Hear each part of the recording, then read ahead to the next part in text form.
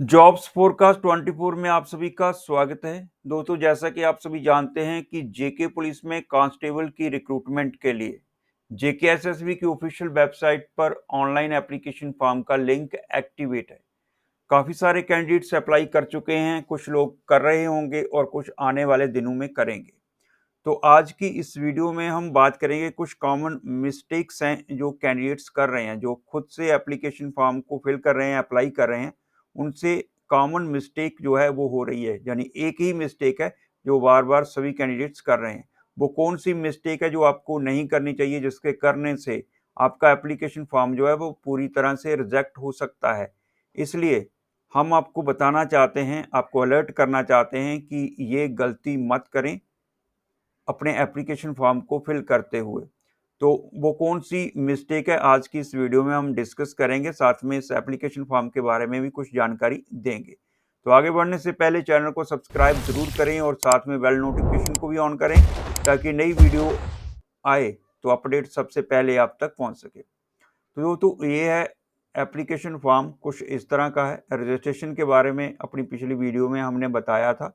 तो आज ये एप्लीकेशन फॉर्म के बारे में बताने वाले हैं। अगर आपने रजिस्ट्रेशन करके एप्लीकेशन जैसे ही आप अप्लाई पर क्लिक करेंगे तो इस पेज पर आ जाएंगे। जो आपकी डिटेल आपने फिल की हुई है वो आपके सामने होगी। तो सबसे पहले तो आपको ये वाली चेक करनी है और उसके बाद आपको सेंटर सेलेक्ट करना है, जो भी आपका सेंटर है, और उसके बाद आधार कार्ड नंबर जहाँ पर फिल कर देंगे।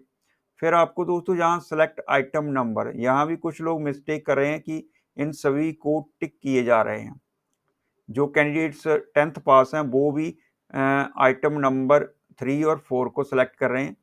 ये आपको बता दें कि ये 12th पास उम्मीदवारों के लिए आइटम नंबर 3 और 4 जो है, ये जो आइटम नंबर्स हैं ये टेलीकम्युनिकेशन के लिए हैं और फोटोग्राफर के लिए, जो कि 10+2 पास कैंडिडेट्स के लिए है।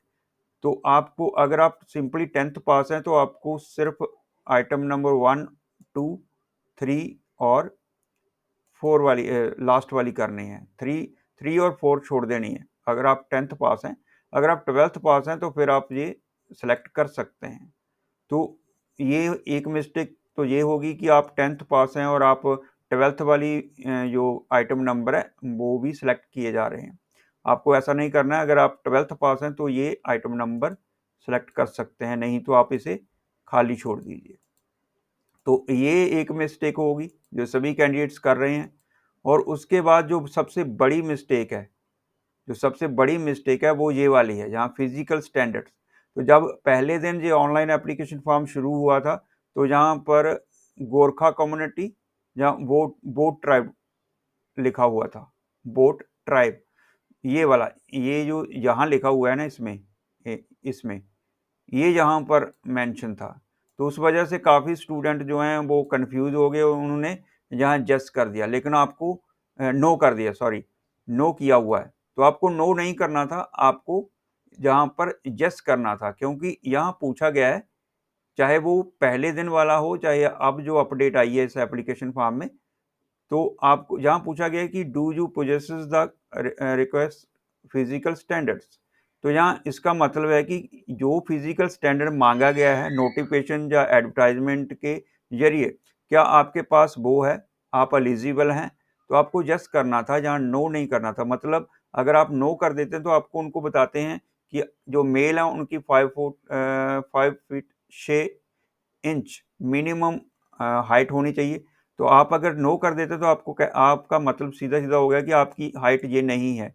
आपके पास 32 इंच मेल कैंडिडेट्स के पास चेस्ट नहीं है और फीमेल कैंडिडेट्स के लिए 5 फुट 2 इंच की हाइट भी नहीं है। अगर येस करते हैं तो समझो कि आपका ये फिजिकल स्टैंडर्ड जो मांगा गया है वो आपके पास है, तो आप एलिजिबल हैं।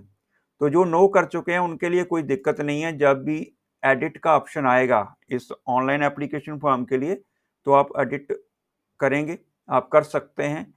तो आपको सिर्फ याद रखना होगा कि आपसे ये मिस्टेक हो गई है, और जब भी एडिट का ऑप्शन आए तो सबसे पहले आप अपने एप्लीकेशन फॉर्म को खोलिएगा और जहाँ येस करिएगा। तो याद रखिएगा, जिन्होंने नो कर दिया पहले से ही, पहले दिन जिन्होंने अप्लाई किया था, सबसे ज़्यादा मिस्टेक्स उन कैंडिडेट से हुई हैं।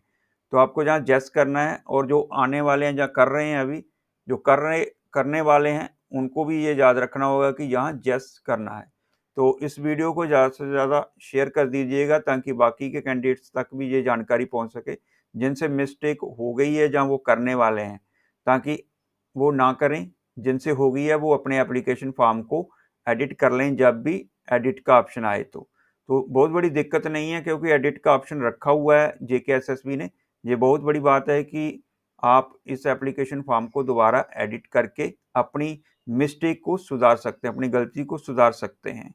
तो ये जो 2 कॉमन मिस्टेक्स हैं जिसके बारे में हमें कमेंट भी प्राप्त हुए थे पिछली वीडियोज़ में, तो उसी के आधार पर हम ये वीडियो जो है आप सभी के लिए बना रहे हैं कि आपको सही जानकारी दी जाए। क्योंकि जो पहले दिन कुछ यूट्यूबर्स ने वीडियो बनाई थी, वीडियोज़ अपलोड की थी, उसमें उन्होंने सभी ने नो करके दिखाया था। तो उसी के हिसाब से कैंडिडेट्स ने भी जिन जिन लोगों ने उनको सब्सक्राइब किया होगा, जहाँ फॉलो किया होगा, तो उन्होंने नो कर दिया।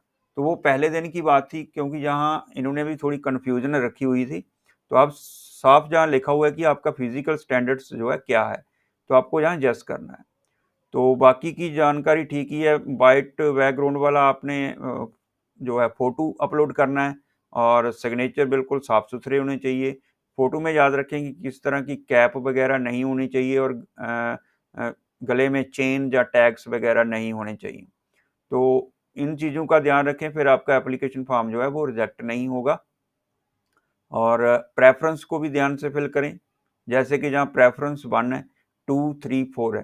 तो कुछ कैंडिडेट्स में कन्फ्यूजन है कि क्या वो कश्मीर डिवीज़न के लिए अप्लाई कर सकते हैं। तो अब ड्यूटी बन चुकी है तो सभी कश्मीर डिवीज़न के लिए अप्लाई कर सकते हैं। पहले क्या था कि सिर्फ़ एससी कैंडिडेट्स ही अप्लाई कर सकते थे, लेकिन अब सभी कैंडिडेट्स को ये बाय डिफ़ॉल्ट यानी बाय ऑर्डर ये ऑप्शन जो है कश्मीर डिवीज़न वाला सेलेक्ट करना पड़ेगा, चाहे वो चौथे नंबर पे रखें, चाहे वो पहले नंबर पे। अगर आप चाहते हैं कि आपका जो आपकी मेरिट जो है वो कश्मीर में बने, यानी आपका नंबर जो है कश्मीर डिवीज़न में आए, तो आपको सबसे पहले नंबर पर ये वाला ऑप्शन डालना होगा। यानी यहाँ पर आपको ये वाला ऑप्शन देना होगा, यानी सेलेक्ट करनी होगी। फर्स्ट प्रेफ़रेंस जो है वो आप कश्मीर डिवीज़न के लिए दे सकते हैं। तो अगर नहीं देना चाहते तो सबसे पहले आप जम्मू डिवीज़न के लिए ही प्रेफ़रेंस दें।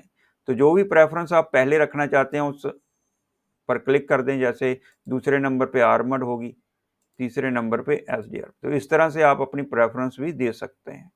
तो जो मिस्टेक है, जो कॉमन मिस्टेक्स वो आप सभी से हो रही थी, उसके बारे में हमने आपको अलर्ट कर दिया है। तो अगर किसी और तरह की जानकारी आप चाहते हैं इस रिक्रूटमेंट से रिलेटेड, तो आप नीचे कमेंट करके हमें बता सकते हैं। फुल वीडियो जो है आपको नीचे डिस्क्रिप्शन बॉक्स में उसका लिंक मिल जाएगा, तो आप वहाँ से देख सकते हैं। तो ये थी इस एप्लीकेशन फॉर्म के बारे में जानकारी। तो जाते-जाते चैनल को सब्सक्राइब ज़रूर करें ताकि नेक्स्ट अपडेट आप तक पहुँच सके।